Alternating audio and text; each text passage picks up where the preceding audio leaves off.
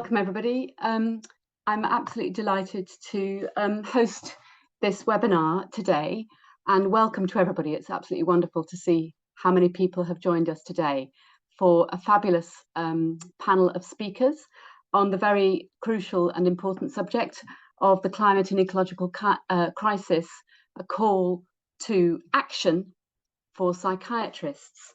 So I would just like to start by setting the scene a little bit as to why we felt it was important to have an hour to talk about this really important subject. I'm sure you're all aware. Somebody says they can't hear anything.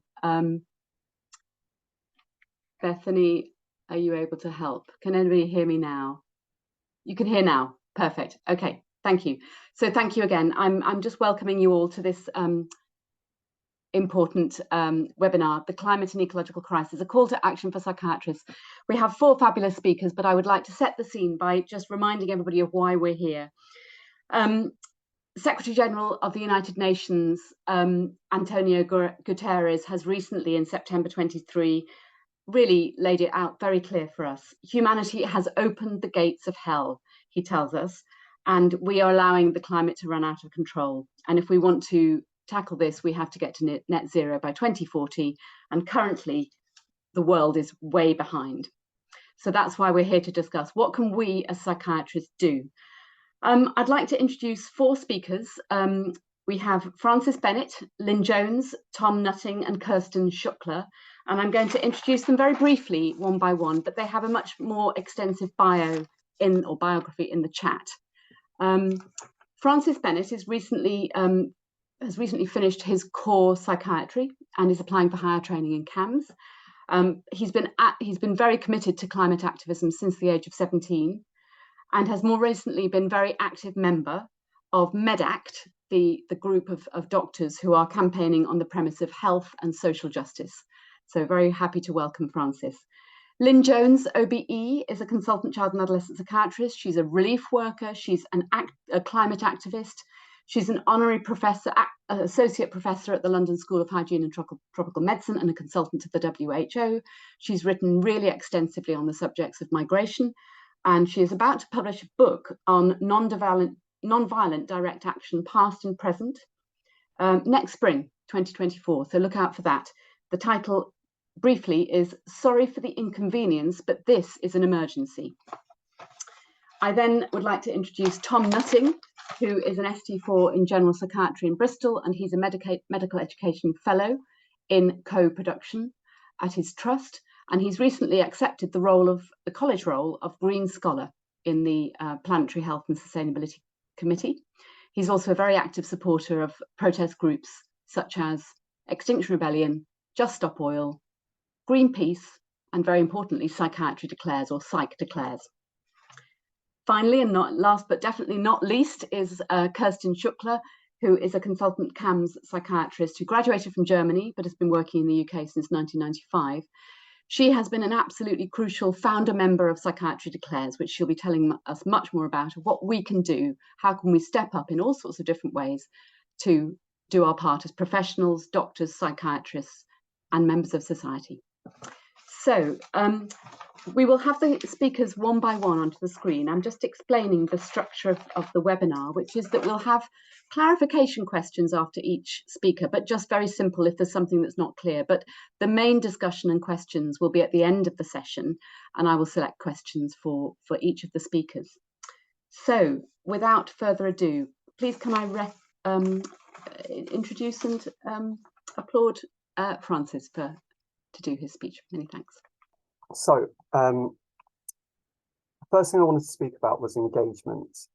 So how to engage with such an overwhelming situation. This may be the first talk of this kind that you've attended, or you may have been to many talks like this before. I think it's really important to think about the engagement on an emotional level as well as an intellectual level. Many of the things that we will discuss today can provoke strong emotions, so please allow yourself to be open to feeling those emotions. But if it does become overwhelming, then please do also allow yourself to take a break. I think that there is a place between pretending that everything will be fine and despairing that there's nothing we can do. And we hope today to demonstrate what that looks like for some of us. So the climate and ecological crisis. This was a quote from a NASA report in 2018. The world is on fire. And last month, September was the hottest September globally since records began. Last July was the hottest month globally since records began. And the chances of breaching 1.5 degrees C warming within the next 5 years are now more likely than not. In the first 6 months of 2019, extreme weather events displaced a record 7 million people from their homes, and the climate crisis could displace 1.2 billion people by 2050. 200 species of animals are becoming extinct every day, and it is estimated that roughly 1 billion animals were killed during the Australian bushfires in 2020 alone. So what is the most recent research saying? These two papers have been published in the last couple of months, and I just wanted to quote from the paper on the left here. So, life on planet Earth is under siege. We are now in uncharted territories. For several decades, scientists have consistently warned of a future marked by extreme climatic conditions because of escalating global temperatures caused by ongoing human activities that release harmful greenhouse gases into the atmosphere. Unfortunately, time is up. We are seeing the manifestation of those predictions as an alarming and unprecedented succession of climate records are broken, causing profoundly distressing scenes of suffering to unfold. We are entering an unfamiliar domain regarding our climate crisis, a situation no one in humanity has ever witnessed before. I think basically what these two papers are really saying is that the climate and ecological crisis is happening now. We can't afford to delay meaningful action any longer, and we need a just transition. So before we go on to think about what a just transition might look like, I just wanted to kind of touch briefly on the health effects of the climate and ecological crisis. So we know that increasing spread of diseases, and there is also a threat of new diseases as a result of the crisis. When discussing the COVID-19 pandemic, a former UN climate chief stated we should expect more disease outbreaks if we continue to deny, delude, and delay on climate change. Air pollution has effects on all organs and is already the world's largest environmental cause of disease and premature death. Mental health effects are wide-ranging and often difficult to quantify. There are plenty of studies that have linked the climate crisis to anxiety, depression, and PTSD, specifically for those that are directly impacted by disasters. However, it's also important not to pathologize what we would call eco-distress. This is kind of the sense of feeling overwhelmed, despairing, and it is really a normal reaction to an extremely abnormal situation. Children and young people are particularly impacted by pollution and the mental health effects of the climate crisis.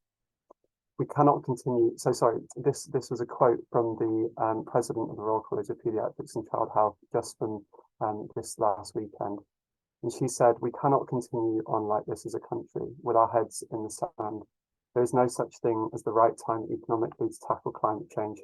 We must act now and with our children in mind."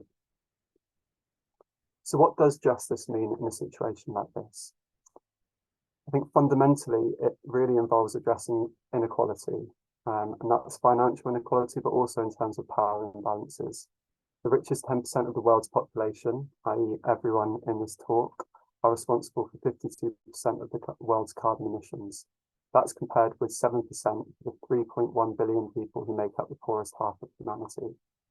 Those who have contributed the least to this crisis are the ones who are bearing the heaviest burden. More than 90% of pollution-related deaths occur in low-income and middle-income countries. We as adults in the global north have to take responsibility for our historical and ongoing contributions to the climate and ecological crisis, and we need to act accordingly. Our lifestyle choices are important, but we also have to be clear who holds the most responsibility and power to act. That's our governments, our institutions, the ultra-wealthy, corporations, investors, and banks, just to name a few.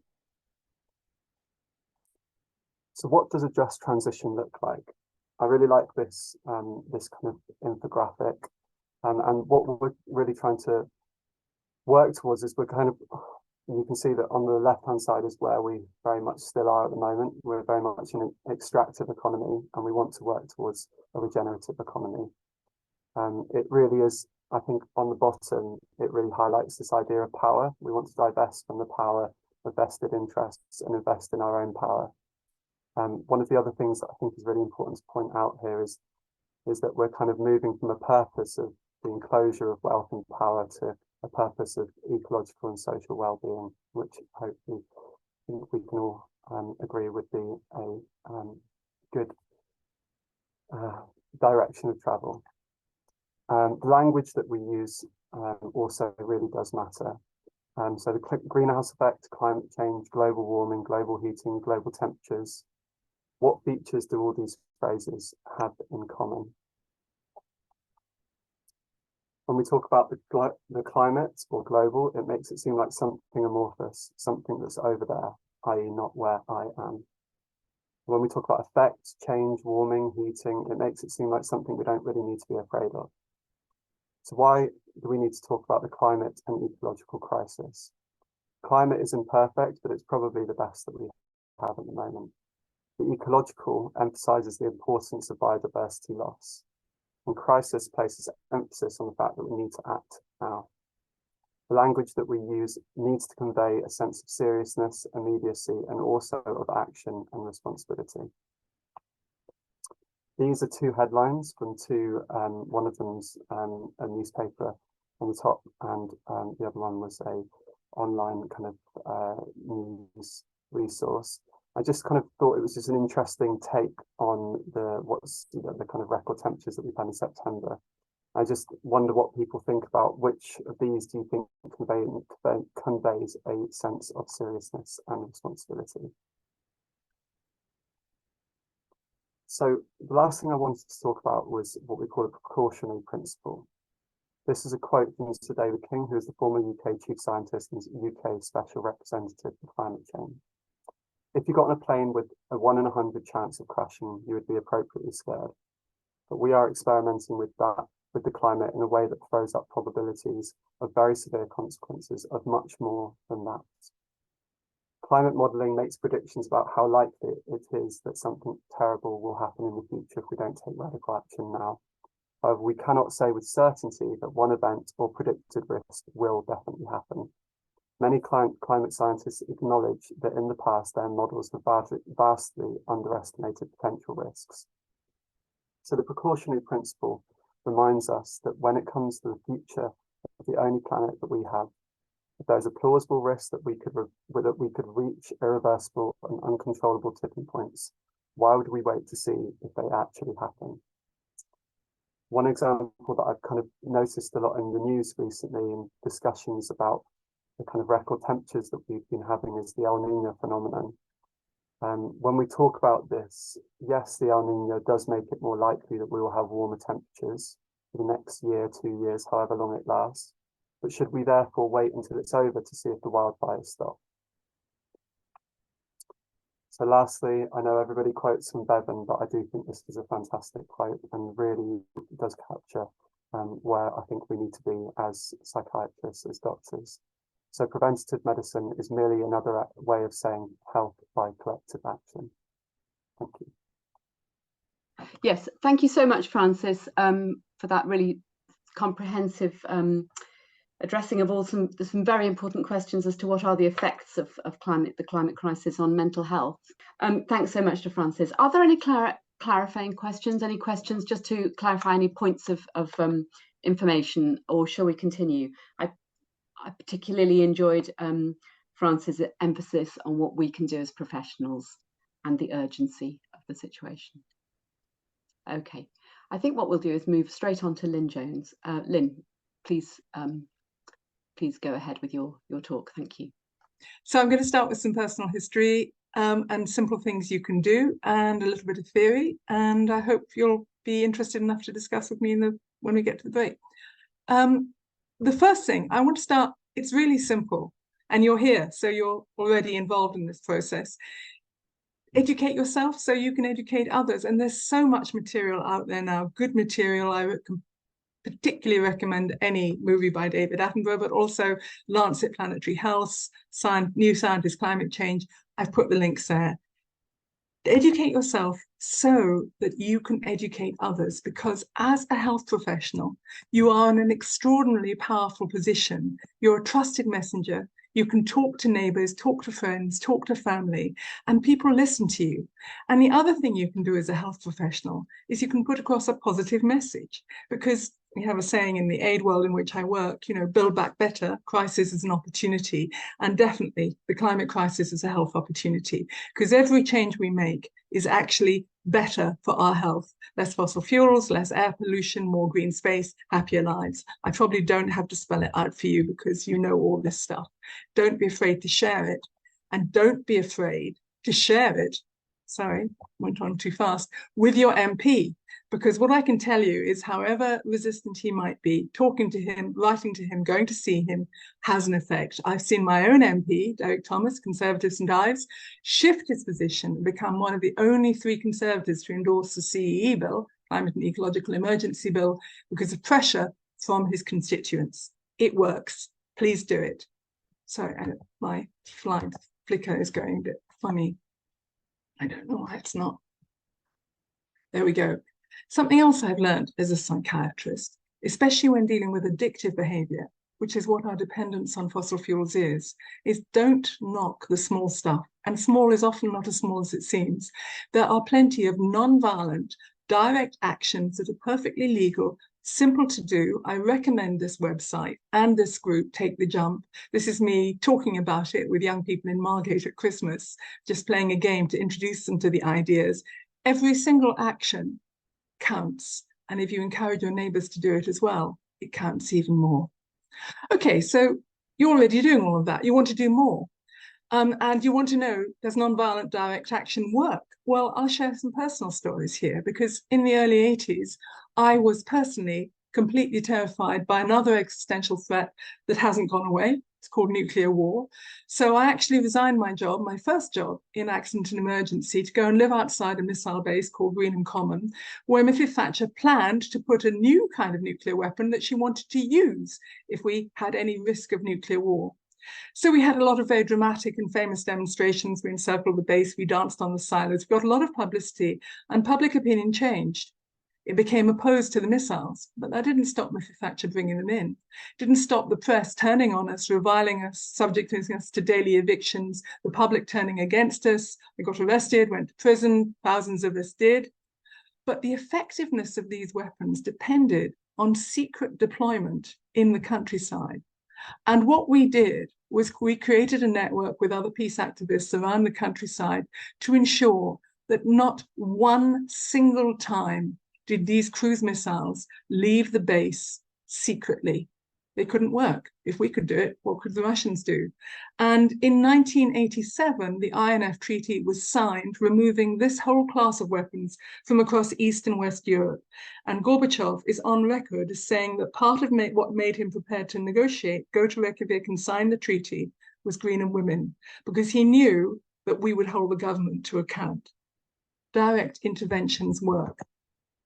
It's really important, I think, to understand a little bit of the theory of nonviolent direct action. And there's a lot of helpful writers. I particularly recommend Gene Sharp, because he breaks action down into 3 forms. Protests, what we were doing, dancing around the base, getting the public alert. Interventions, actually stopping the missiles on the road, throwing paint at them to show they weren't secretly deployed. And non-cooperation. All of these things matter, but is what I would ask you, and it's very interesting to discuss, is protest on its own, is it enough? I would say no. You need the direct interventions and you need the non-cooperation. I share this one because this is one of my favorite direct interventions, and it happens about 200 miles off the coast of Cornwall, where I live now. We have bottom trawlers in a marine protected area, which means the area isn't protected and they're wrecking the seabed. So Greenpeace came along and they did something very simple, which didn't disrupt the public, didn't hurt anybody. They dropped 11 boulders in the marine protected area. What did they do? They stopped the bottom trawlers from working. Effective, direct. and incredibly impressive. And there are lots of interventions in history. If you look at like this, one of my favorite, which I actually learned about at school, took place about 90 years ago when 600 young people decided they would walk on private land and they would claim the right to roam. And because of them and because of the outcry when they were all arrested for trespass and went to prison, we have national parks and public rights of way today. But let's come on to what we can do and what we can learn from these actions. Desmond Tutu has been very clear. He said 7 years ago, boycotts and divestment ended apartheid. These are actions every one of us can do. If the climate movement took up this kind of action, we could really take on the fossil fuel industry and their financial backers. And we're going to talk about it a little bit more in the next talk, but I'm very glad to say that the Royal College of Psychiatry has divested along with many other colleges. I'm going to tell you a story from the past, though, because it shows how an individual engaging in this, not an institution, has a knock-on effect. Mary Manning was just a shop worker. Her union had said, we're going to boycott South African goods. So when a customer came along and said, I want you to cash these 2 grapefruits, which happened to come from South Africa, she said, well, I can't do it. And the customer was incensed and she was hauled upstairs to the manager. And the manager said, you've got to sell the grapefruits. She said, I'm not doing it. So they called in the shop steward. And the shop steward said, no, I completely support Mary. So they put both of them on suspension. So the 12 workers in the shop went on strike. For 3 years, Irish government was being pushed in all directions to boycott South African goods. Desmond Tutu invited the workers to South Africa to come and talk. The South African government very foolishly didn't let them in, and they ended up talking to the United Nations. And 4 years later, in 1990, when Nelson Mandela was free and apartheid had come to an end, he came to visit them and thank them personally. Boycotts work, and they can take many forms. Elizabeth Hayrick helped stop the slave trade with the sugar boycott in the 19th century. Individuals today are refusing to work in unethical companies. 2 very key people have just left Shell because of its turnaround on clean energy. Young people wrote to the Royal Shakespeare Company and said, we're not coming if you don't drop BP. Demonstrations over an 8-year period in the British Museum got them to finally drop BP. It's very impressive what these continual actions can do. Lawyers now are refusing to cooperate with to act for businesses that are involved in fossil fuels. And that, as you know, caused an outcry. They're also refusing to prosecute climate activists. Martin Luther King is very clear. It is as much a moral obligation to refuse to cooperate with evil as it is to cooperate with good. And we know what the freedom rides and the boycotts of stores and so on in the South, along with many other actions, did. So I engage in encouraging people to boycott on a daily basis, not a daily basis, every few weeks in my local town. We go out with this banner, which shows them, it's a game. We show them where banks lie in terms of their involvement with fossil fuels, and you can imagine which the top ones are. Barclays up there right at the top, and we show them which the good ones are. In fact, we cover up and we say, would you like to guess? And they guess right, they get a chocolate biscuit. They get a chocolate biscuit anyway. And we have a discussion, and people say, oh yeah, well, what can I do? I say, well, go in there and move your bank account. And it's amazing how many people want to do it. I really think this is a simple, powerful action. And when you think about it, everybody does it. It has enormous power. I'll just end with a little story again from my own. I turned up in Hale as a trainee GP, having lived at Greenham, gone to prison. Amazingly, they took me back into the health service. And they knew all my politics. And they paid me on my first month with a check from Barclays. And I was astounded. It was 1985. I said, how can you bank with this bank? And they said, oh, well, let's have a practice meeting. And we agreed to move the account. The bank manager came out in a fury saying how wonderful they were and what good they were doing. And we said, sorry, no, we're moving it. Just one little practice, but it was being copied all over the place. That was 1985. 1986, Barclays pulled its South African bank. Recently, my local council has pulled both their investments in fossil fuels and their bank account and their pension fund. It's easily done. And I really think money counts. We have to move our money. But the other thing is, and ending here, don't act alone. There are so many groups out there now and so many people doing so much in so many different ways. Tom's going to talk about other groups, but any of these groups here are worth joining. And I recommend, if you're a health worker, please join Health for XR. Please join Psych Declares if you're a psychiatrist, psychologist, or anything to do with mental health. You make friends, you meet wonderful people, and you get amazing ideas from other people as well. Thank you so much. I'm happy to discuss any of this with you when we get to the discussion.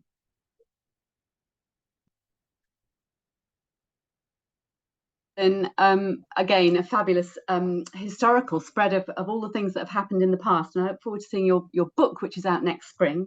But you've covered a range of things that we can all do, write to our MPs, join a non-violent direct action, change our banks, etc. Join Psych Declares. And we're going to hear a lot more about that shortly. So thank you so much. Any clarifying questions, or shall we move on to Tom? I can't see any. Lots of lovely questions though for later, for the Q&A session at the end. Thank you. Keep bringing those questions in. Okay, thank you so much. Over to Tom now, Tom Nutting. Thanks, Tom. Over to you. Thanks, Sue. Thanks. And thanks very much for having me today. So yeah, Francis has very finely articulated the urgency of the situation, and in talking through a history of different types of activism, some really inspirational stories that I always love to hear and that definitely resonate with me. But I'm going to talk today about more of my sort of personal journey into activism, particularly sort of taking direct action. And fundamentally, I take direct action now because I feel that policy around climate crisis is not moving fast enough, or is actually moving backwards. And I feel that sort of established ways of asking for policy change are either being ignored or are too slow. So for me, my sort of beginnings of activism really, and then direct action, are probably tied to the pandemic. And I don't know if that's because that was my, I'm very fortunate enough to say that was my first experience of a sort of obvious global crisis, and how quickly things can sort of deteriorate, but also how quickly things or people can be galvanized into action if there's necessity there, as well as, like Francis said, the sort of link between our engagement with the natural world and the warming climate. Before I started to sort of take action, I was a member of Greenpeace. I was always signing and sharing petitions. Like Lynn, I'm very annoying to my local MP. I'd gone a few sort of organised marches here and there, often more around sort of humanitarian issues in healthcare, sort of crisis in the NHS, although of course those are also part of the climate crisis.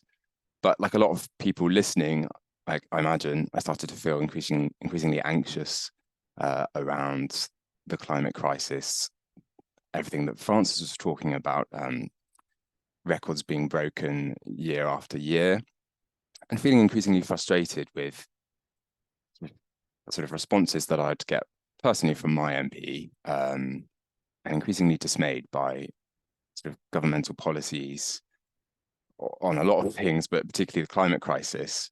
I've been taking sort of individual actions, which I think are very important. Manically doing my recycling. I went vegan, stopped flying, but I was just starting to realize that actually more is needed, and sort of just feeling frustrated that the sort of large decision makers and fossil fuel companies are just moving in the wrong direction.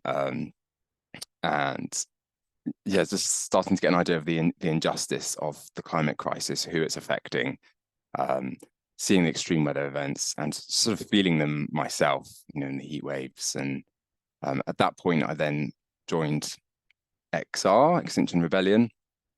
And then from them, I joined Just Stop Oil, attended some of their meetings. They obviously pressed the sort of urgency of the situation. And it was just such a relief to meet people who felt as anxious as I did, but also as sort of angry and wanting to do something. So being able to talk about that panic and hopelessness at times, but also a sense of hope as well, that things could change. And they partly did that by situating themselves very explicitly in a history of non-violent direct action. So a lot of the groups that Lynn mentioned, as well as sort of citing the suffragettes, the freedom riders, the Salt March, and really encouraging newcomers to the idea that we can take action now that will, or we hope will make a difference, and will put pressure on leaders and shift the conversation. So as well as sort of educating myself, as Lynn said, about the crisis, I was also kind of learning about theory around activism, the idea of the Overton window, that in this case, Just Stop Oil could be considered a sort of radical flank, and they sort of shift what's acceptable to talk about in public policy making, voting decisions, and also shift what's considered moderate, so that the conversation becomes more about what you want it to be about, basically. So I started off just supporting them more as a sort of charity, not being involved in their direct action, but supporting their direct action. So kind of recruiting, leafleting, postering, and then started to do sort of non-arrestable roles, aware of my license as a doctor and not wanting to jeopardize my career. So supporting people taking action on sort of property damage of like petrol forecourts, or sort of disrupting roads, so gluing themselves to roads, doing some just really practical stuff around that, as well as I like to think using some of my sort of softer psychiatry skills and sort of emotional support, but really sort of generating and becoming part of a really supportive community of activists. And the same goes for joining Psychiatry Declares as well.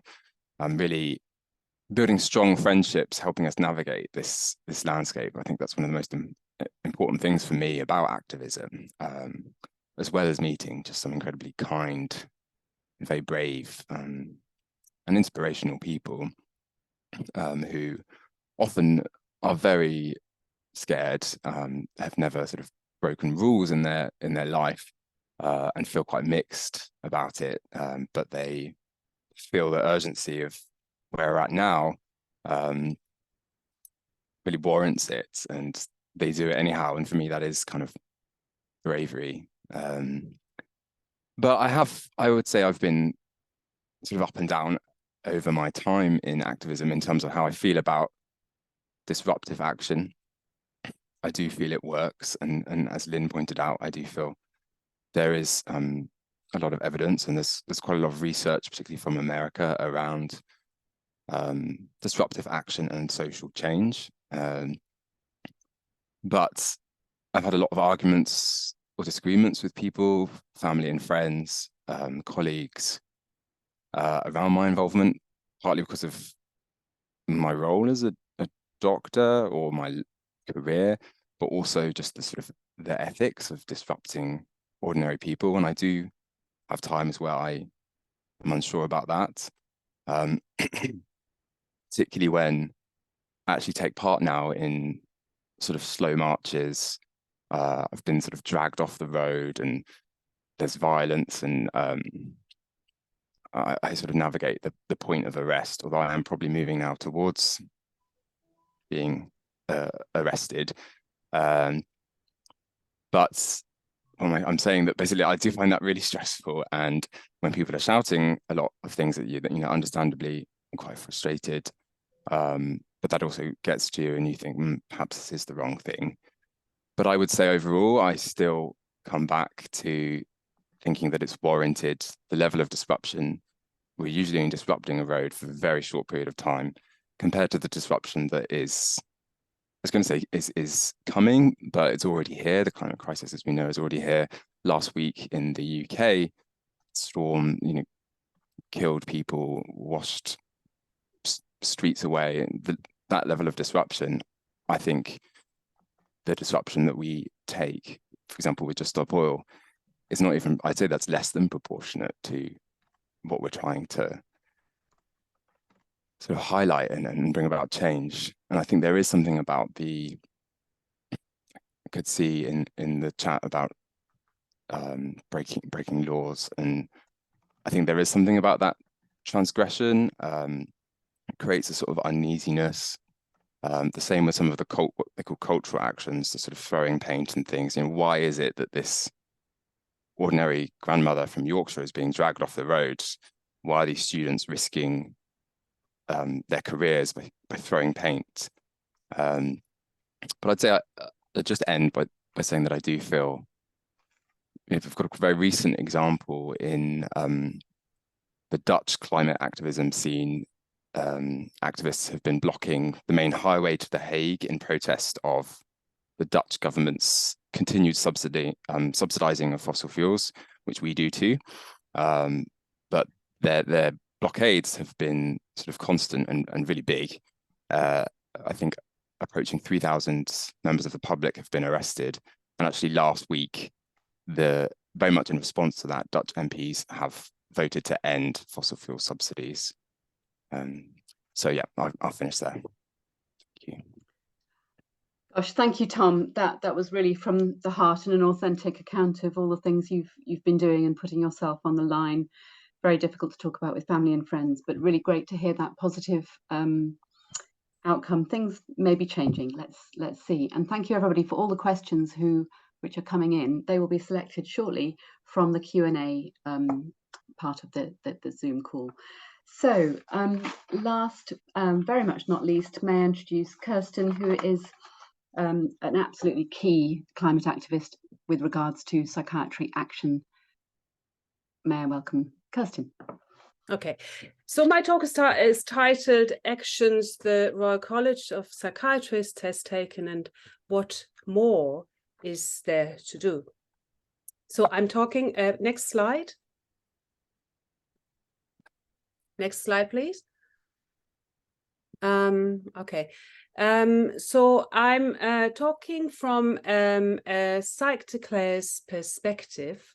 Psychiatrists is a pressure group that was set up in October 2019 by a few psychiatrists to come together and organize.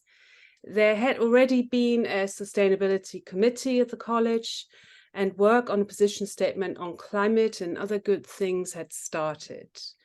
However, it was felt that more pressure was needed so that the college would declare a climate emergency, divest from fossil fuels, and more strongly advocate for climate action.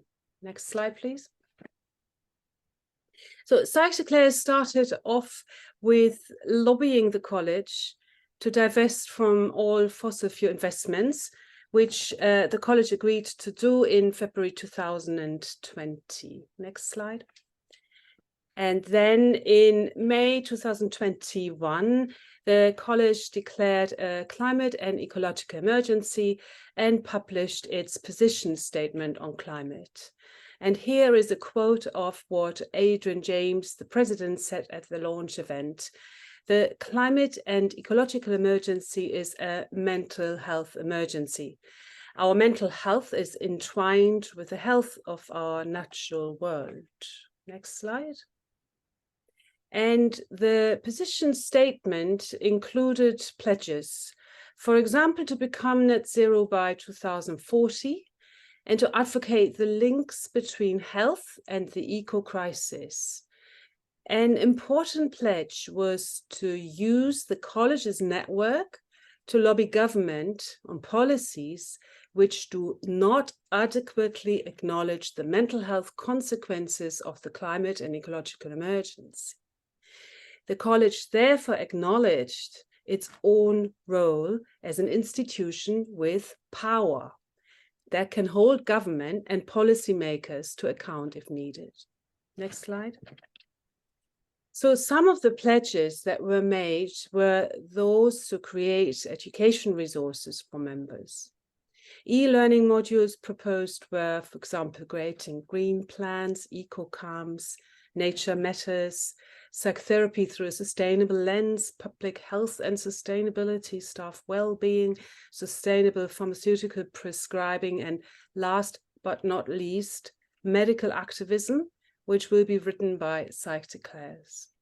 And alongside this, the Net Zero Mental Health Care report will be launched in November this year, which is another very exciting project the college is working on. Next slide. And apart from lobbying the college, members of Psychiatrists did other things, like writing an article on medical activism. And we also campaigned against the police and crime bill, which is criminalizing people for protesting their right to a livable future in the UK. We collected signatures for an open letter warning about the bill's negative impact on young people. And later in 2022, we asked presidential candidates at the college hustings event to take a position as regards the bill. Next slide. And here are some of the other positive actions the college has taken. In January 2023, the college signed the Fossil Fuel Non-Proliferation Treaty. And soon after that, college signed a letter to Steve Barclay, our health secretary, to support the Climate and Ecology Bill, which was proposed in Parliament. And in August this year, college co-signed a letter to our Prime Minister asking him to reverse his decision to license new oil and gas.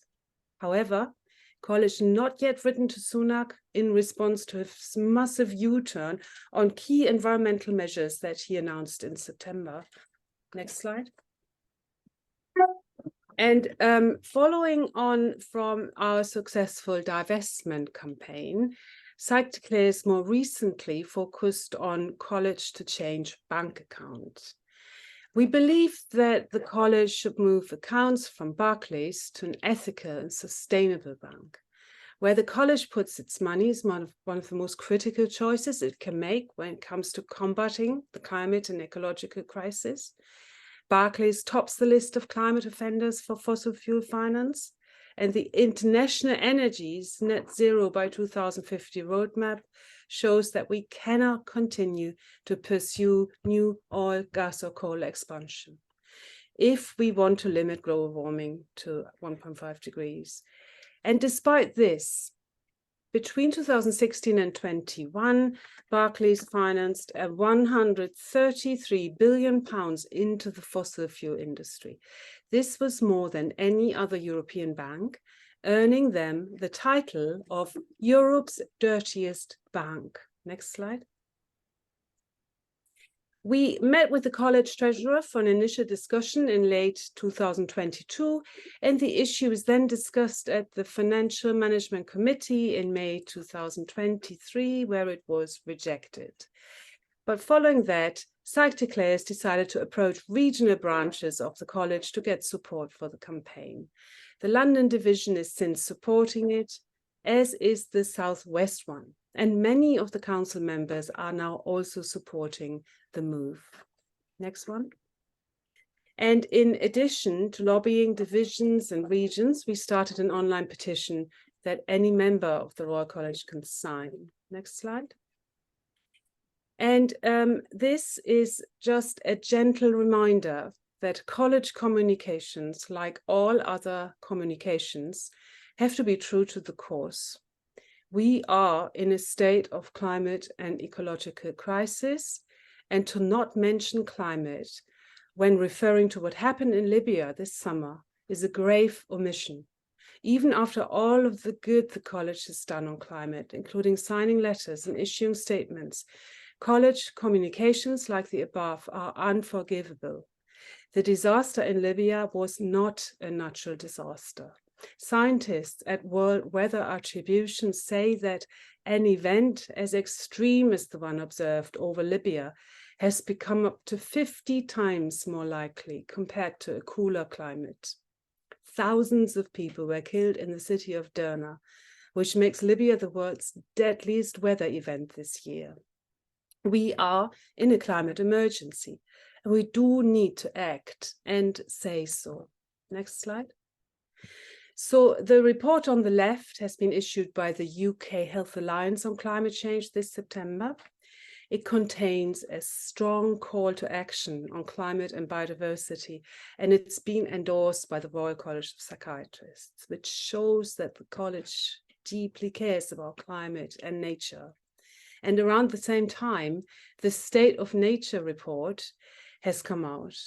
Both are very sobering to read, but what is the point of issuing reports when the government isn't listening and can U-turn on hard-fought-for decisions? Ecologists and activists are, in theory, right in saying we don't have an information deficit, we have a power deficit. System change is only brought about by social movements building counter-power and challenging vested interests. Next slide. So what we need is collective power, mass mobilization. Everybody has got something to offer to deal with this global and existential crisis.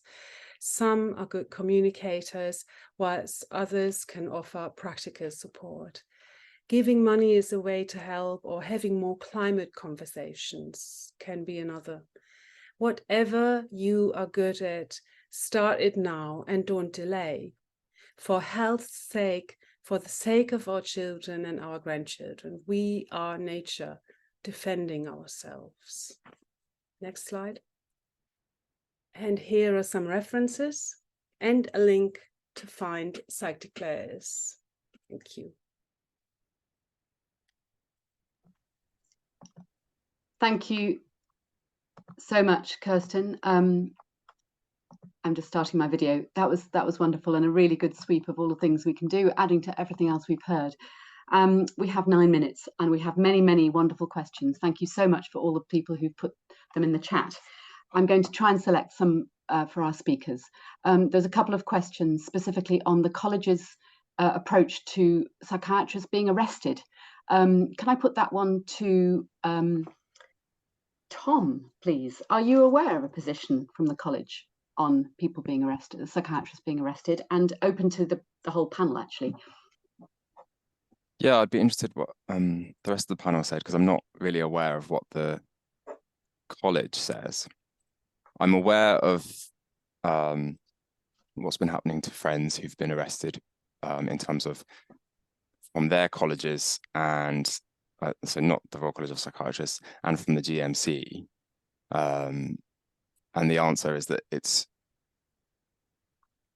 usually with hesitance to sort of, I personally think, this is just my opinion, to sort of commit to, I think it's quite a statement to remove someone's license to practice. Yeah, thank you. I'm speeding it up a little bit, Tom. Yeah, but, thanks. Juliet Brown has commented in the chat.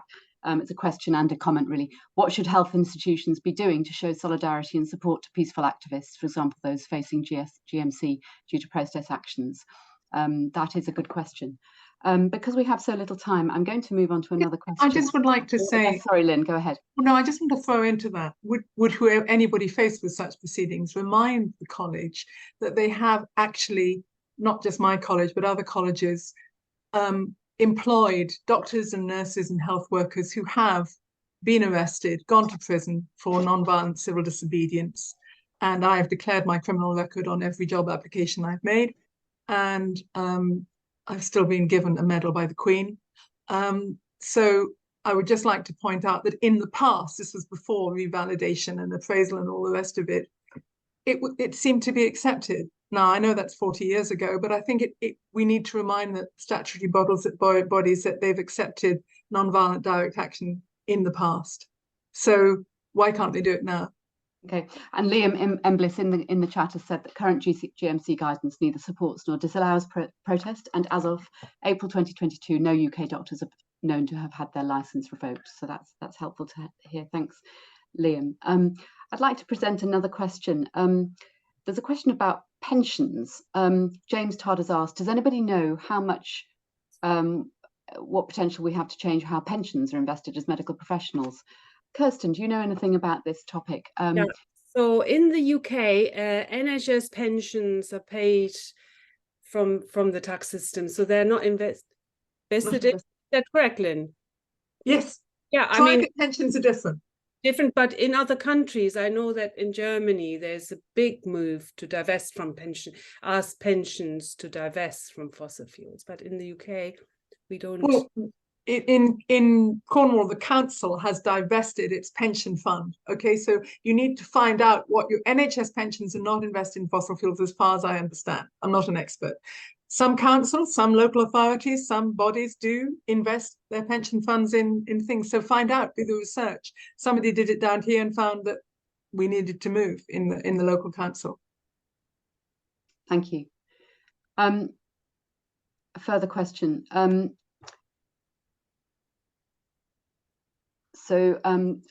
Rachel Taylor East is asking, I believe there's some evidence now of a direct effect of noise pollution on mental health.